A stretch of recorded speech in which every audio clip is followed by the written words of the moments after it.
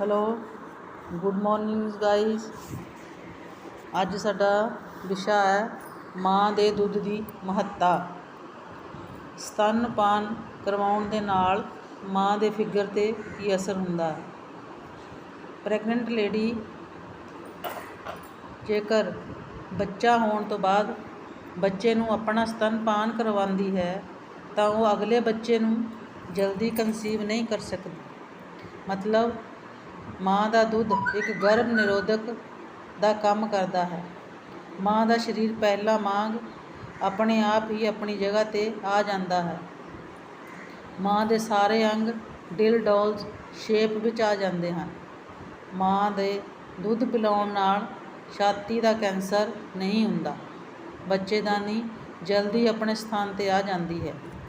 माँ का दुध देण नाल माँ अते बच्चे विच भावनात्मक रिश्ता स्ट्रोंग हुंदा है। जेकर माँ अपना दुध पिलाउंदी है तो उसनूं PPH होने का खतरा नहीं रहिंदा। गर्भ दौरान लगभग 11 किलोग्राम भार वध जाता है। जेकर माँ ब्रैसट फीडिंग करवाउण लग पैंदी है तो वह भार अपने आप ही घट जाता है। टाइम अते मनी सेव हुंदा है। जे माँ अपना दुध पिलाउंदी है बच्चे नूं ते उसका समा अते पैसा दोनों बच जाते हैं, जिसनूं वो होर अपने फायदे लई यूज कर सकती है। माँ का दुध देण नाल माँ दियां कमज़ोर हड्डियां होने की बीमारी भी नहीं लगती।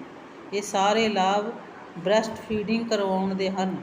जेकर एक गर्भवती औरत बच्चा पैदा होने तो बाद उस बच्चे नूं अपना दुध दिंदी है तो ऑटोमैटिकली ही उसनूं कई तरह के लाभ मिलते हैं। धन्यवाद।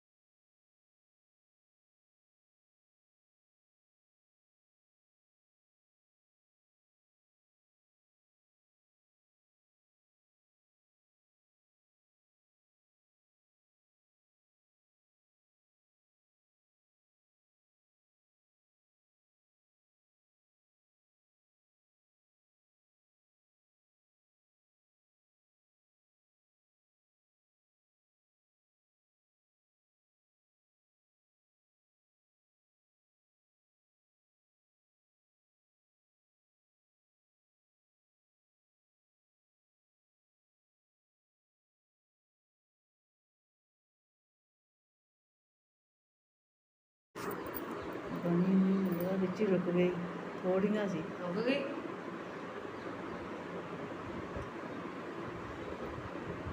फोटो थोड़ियां ने